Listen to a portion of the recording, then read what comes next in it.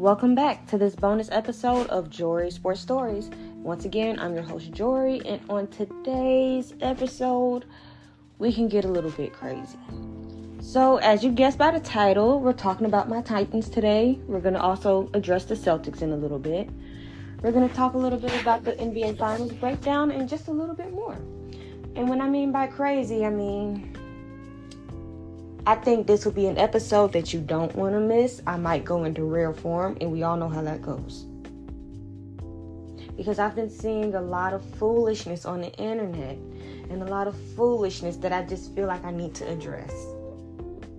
So without further ado, let's get it, and let's get it popping. First things first, we're going to talk about Boston. So Boston went out kind of bad, obviously, but the thing that's really next to me for Boston is to keep all options open, including retooling that roster. Like, law firm been together for about 6 years. They didn't necessarily play well with getting Game 7 with his turnovers and lack of productive minutes. I'm talking about Jaylen Brown. I kind of sort of believe that if this duo hasn't reached its ceiling yet, then it's coming. I think that they've reached their ceiling together.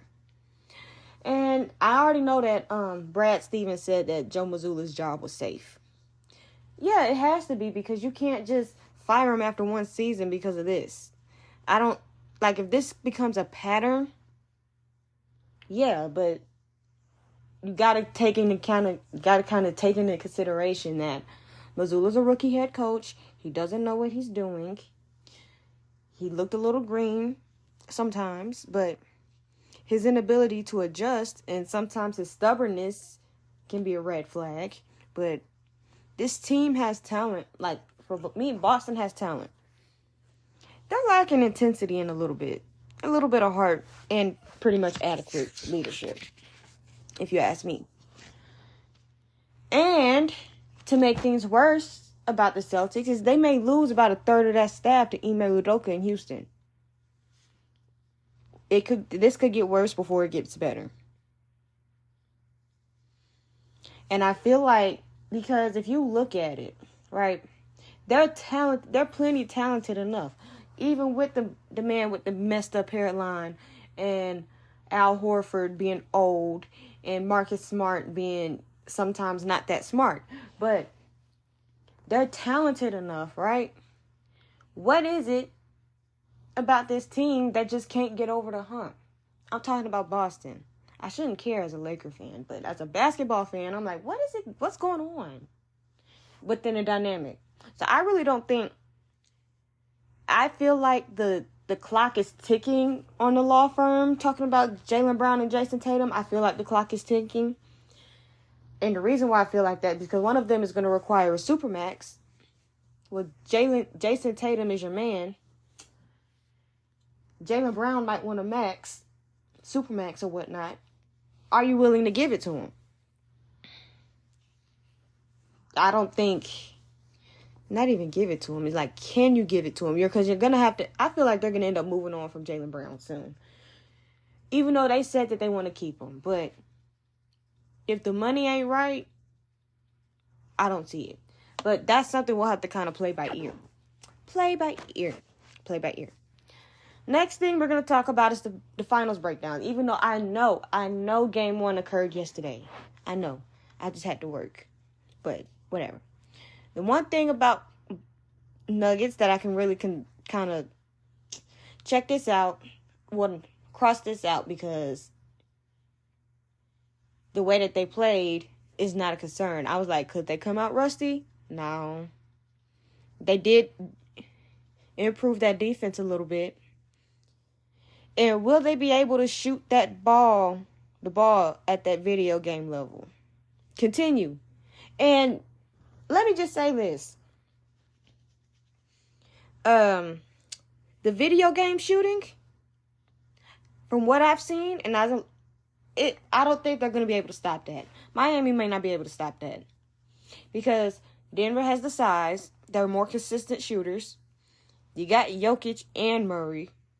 and Aaron Gordon coming into his own. And if Michael Porter Jr. learns how to dribble, you know how dangerous that man would be?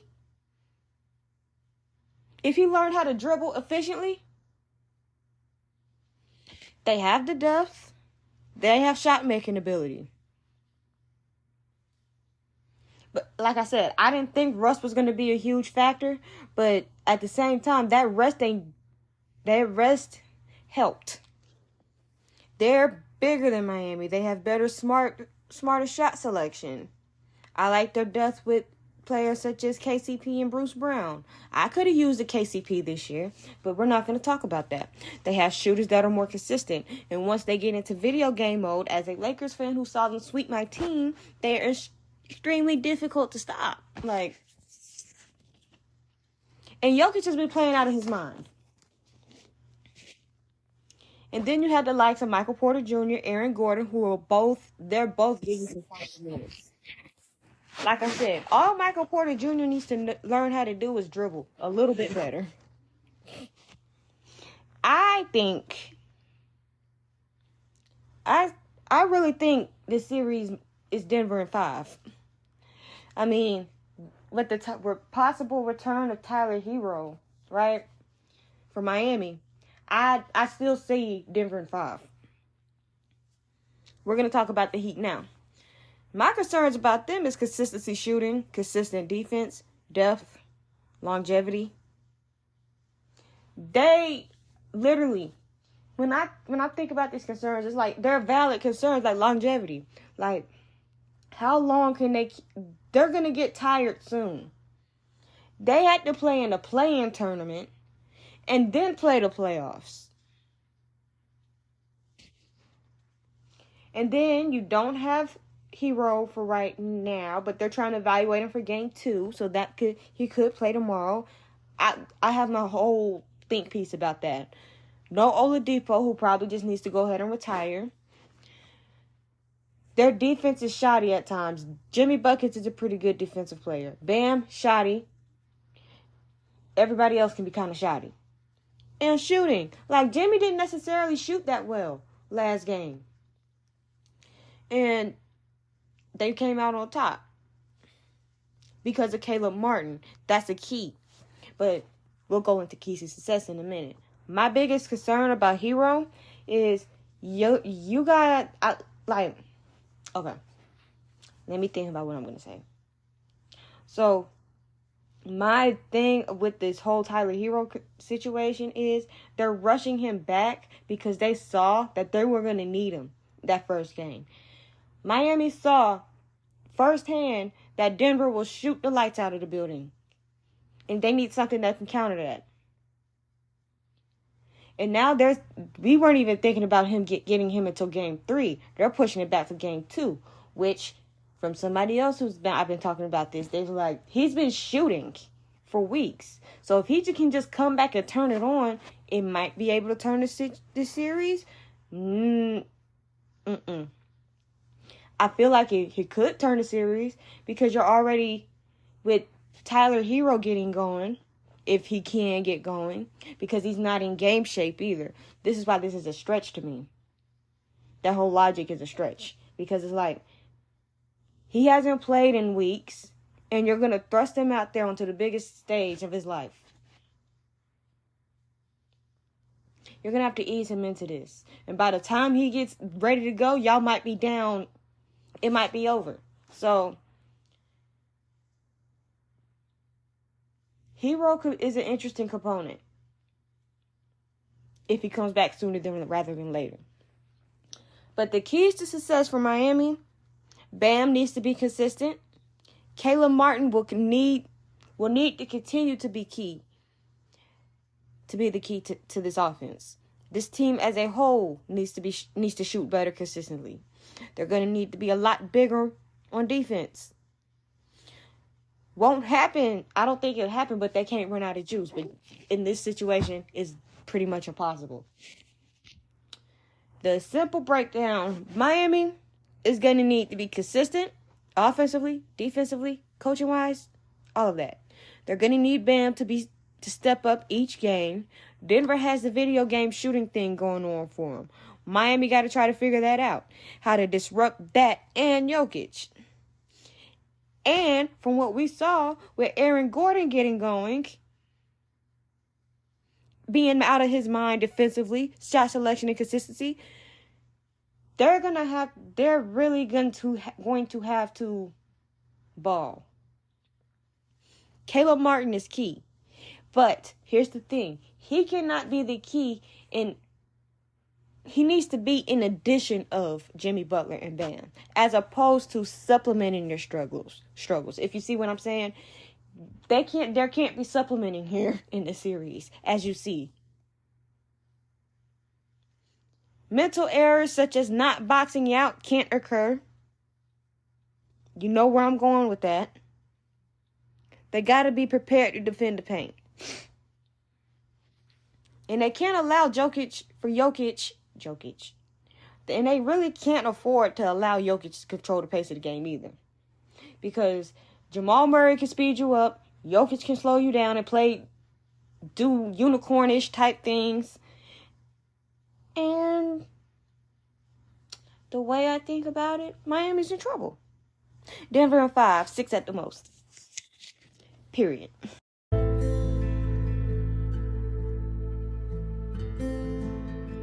Ladies and gentlemen, allow me to introduce you to the segment that I call Defending Ryan Tannehill and My Tennessee Titans. Listen. Get your popcorn ready, because I ain't got nothing else to say.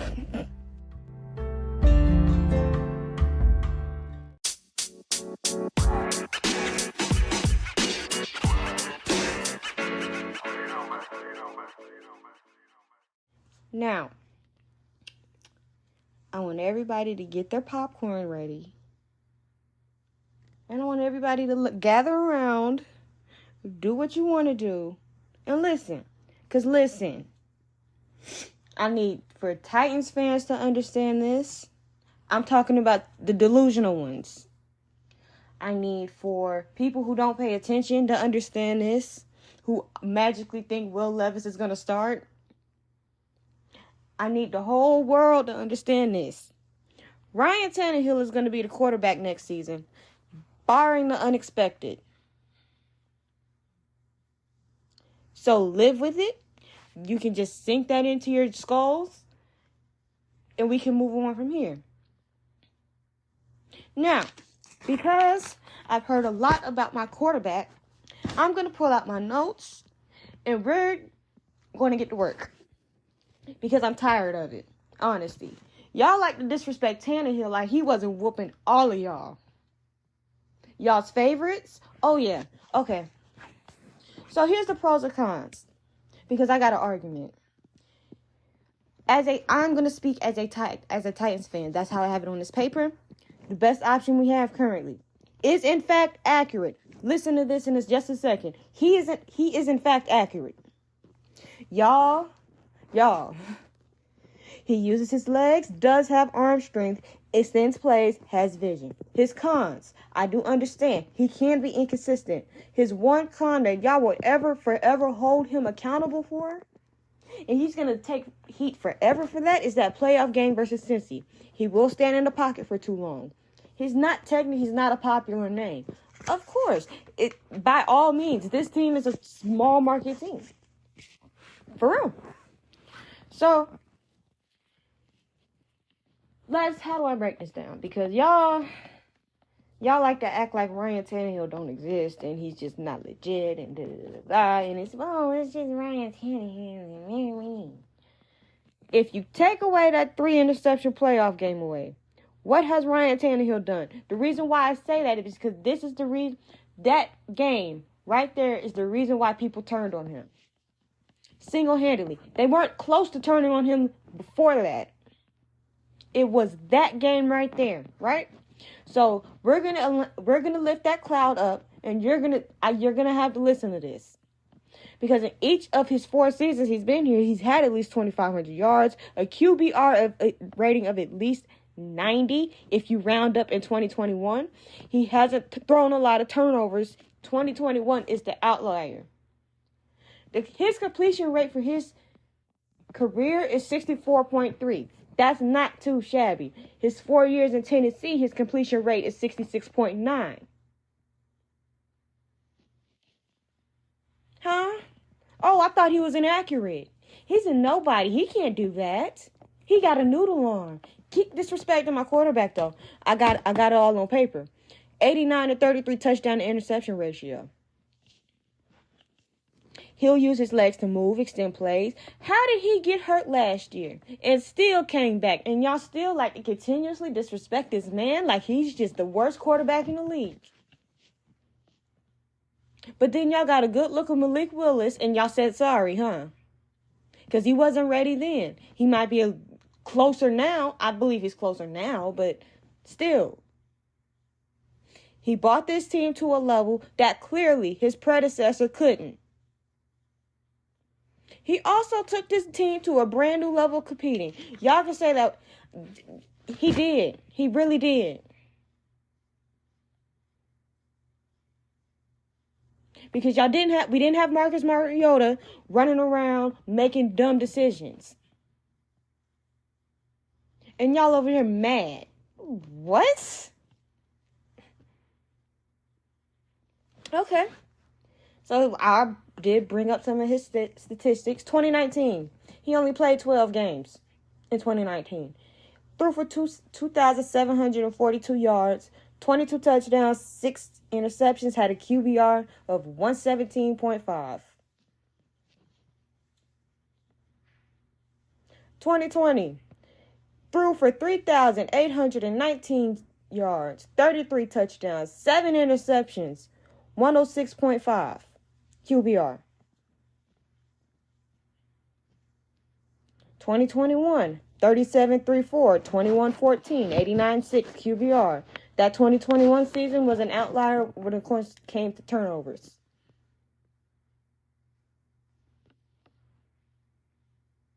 (2022) only played 12 games, got hurt. 2,536 yards, 13 touchdowns, 6 interceptions, 94-6. Given the state of our offense last year, as far as running the ball and receivers having selective catching and not knowing what to do, and flags and penalties, and Dennis Daly doing the soldier boy across my screen all the time, that's not that shabby either. They fought. Dang it. Stop being delusional. Stop being stupid. In all honesty, I don't know why y'all are trying to downplay and push out Tannehill. But is that really what you want right now? Think about it. Be careful what you ask for. Think about it. Because here's the thing. Vrabel already came out and said, look, I have this on record. He came out and said, Ryan Tannehill is 1. Malik Willis is 2. Will Levis is 3. So for you people who want Levis to start, it's going to have to take a colossal failure for that to happen. And I know y'all don't want to sit through that. Stop being crazy. Take a step back and listen. You Titans fans are us Titans fans, right? I'm saying you because I'm talking to the crazy delusional ones who just haven't let that one go, right? Listen, you Titans fans are still upset about the Cincy game. And you're letting that dictate that you're letting that dictate the idea that he's inconsistent. He's no good. I don't want him anymore. And whatnot when the numbers suggest completely otherwise. This is simply not true. And for the rest of you who just don't pay attention and call this team nobodies, they weren't nobodies when they were whooping the crap out of Patrick Mahomes and the Chiefs. They weren't nobodies when we were whooping Buffalo. And we weren't nobodies when we beat the crap out of Baltimore. Y'all ain't say nothing then. But 1 year after that rosy cheek clown ruined my receiver room, we're a bunch of nobodies, right? Yeah, right. Y'all fail to realize that if my offensive line could hold up for a tad bit longer last season, we could be having a different conversation. Nobody's now low. But when we was whooping y'all's favorites, when we was whooping the Cinderellas, y'all was mute. But keep on. Keep on. And on another note, on another note, while I'm getting started, y'all can keep you can keep underestimating my receivers. Burks flashed last year, and he did look like he was ready for the next step. Chig looked like Chig, and he can ball too. The rest of y'all don't really like Nick Westbrook-Ikine, but I like him as a solid WR2 or 3 in the solid special teamers. That team is not completely null and void of talent. Y'all just don't pay attention. And they themselves need to take the next step, because we just drafted a receiver, I believe. Yeah.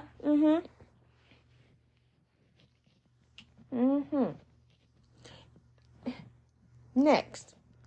It's like I got a problem with certain featherbrained fans that tend to forget that our teams are in fact built similarly. Built to run first, built on defense, even though I think my defense is better, but we're nobodies, right? Yet y'all have the same amount of playoff success as we do in the past 10 years. Y'all ain't been to an AFC championship game in 11 years. And the defense is usually the reason why y'all go home early come playoff time. Because they choke.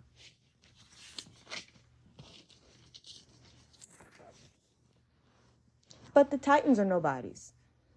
We weren't nobodies when we turned your safety into a blocker. That man is retired. I don't know what that man is doing now.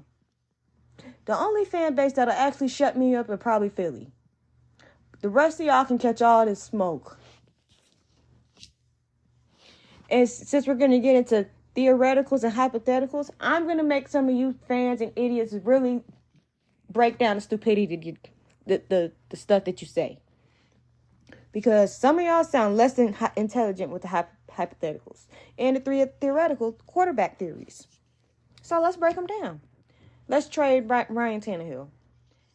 Not going to lie. I'm really not going to lie, because if you think about it the way I think about it, this is completely hustling backwards. One, you traded to get him. He changed the trajectory of this team. There's no clear-cut replacement for him right now. And that team has too many egos to sit through a tanking season. And Malik definitely isn't ready yet. Still. And that's the thing.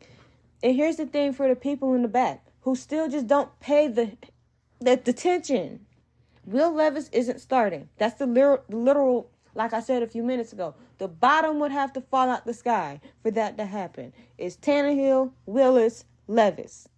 Malik has improved recently and vastly. So before you trade Ryan Tannehill and the whole season is done, I know y'all's over-emotional candy cells don't like sitting through losing seasons. Y'all are dramatic, y'all are over-emotional, and you're delusional. Next thing I've been seeing a lot of situationals and think pieces is about is cutting Ryan Tannehill. This is the stupidest. Well, let me get it together. Once again, this is considered hustling backwards. One of the better quarterbacks this franchise has seen, and y'all emotional butts are letting a game from 2 years ago cloud your judgment. Cutting him is worse. Listen, you have no viable quarterback and a $36.6 million cap hit. So who y'all think cutting him? That's the real question, because y'all want him cut, but who you think gonna do it? And eat up $36.6 million of cap space. Go cry, touch grass, and come back with common sense. And act accordingly. Bottom line, and I might be the only one that believes this, we can win with Tannehill. We would have won minus a few people on my squad last year. We're not going to name names. Arguably, that he's one of the better quarterbacks y'all have had for a more sustained amount of time. He's accurate. He is, in fact, accurate. This offense is a new offense, so we can win. We've proved it. We've proved it. Period. So y'all gonna stop taking aim at my team and calling us a bunch of nobodies. And this whole don't go to Tennessee narrative. Stop it.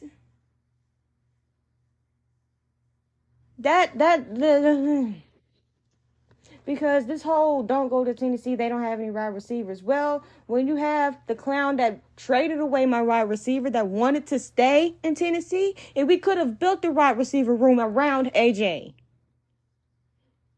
Don't do that. Talk about some don't go to Tennessee. Key.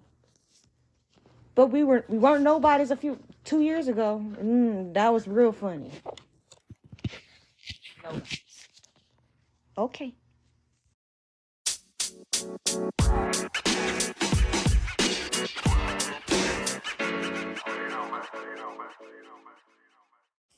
And so we're going to go back to the NBA for just a second before I end my points.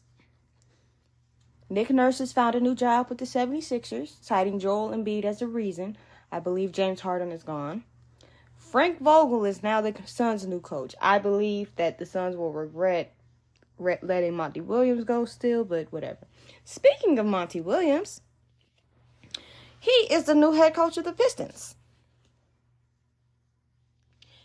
And to really kind of put it into an era, Shannon Sharpe is leaving undisputed in a few days. That dang on Skip. That Skip Bayless, man. I knew it was going to happen soon. It's only so much you could take of somebody disrespecting your career that you're just going to end.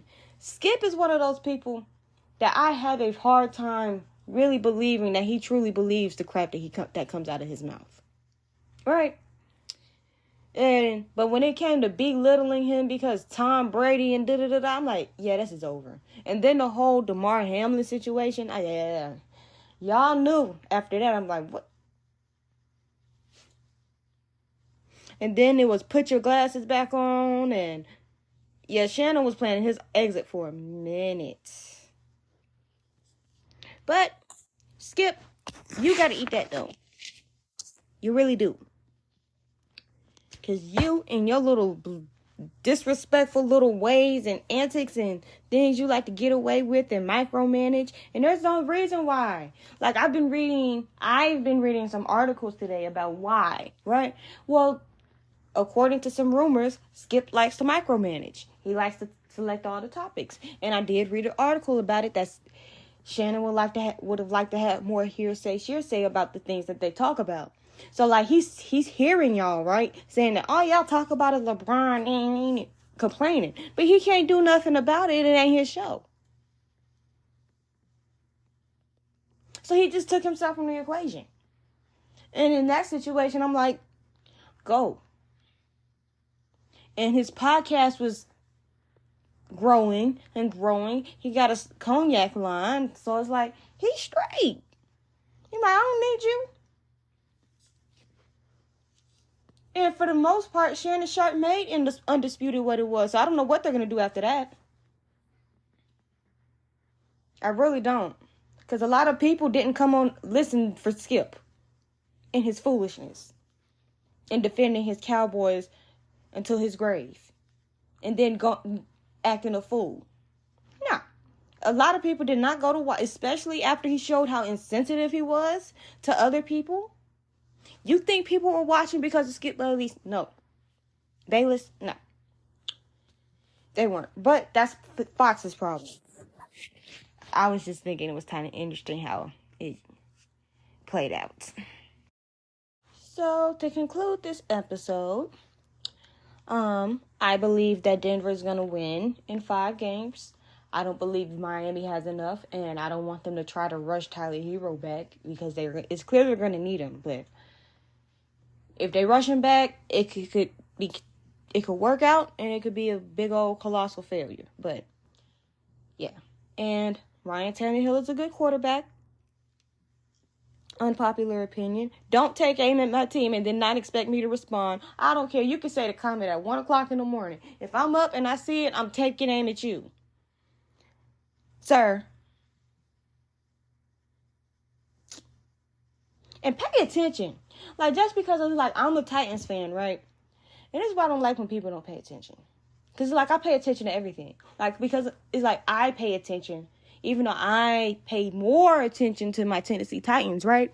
But I pay attention to just about any other team that's going on right now in the NFL. Pay attention. And you Purple Bird fans, y'all can really kick rocks. And I'll see y'all in November.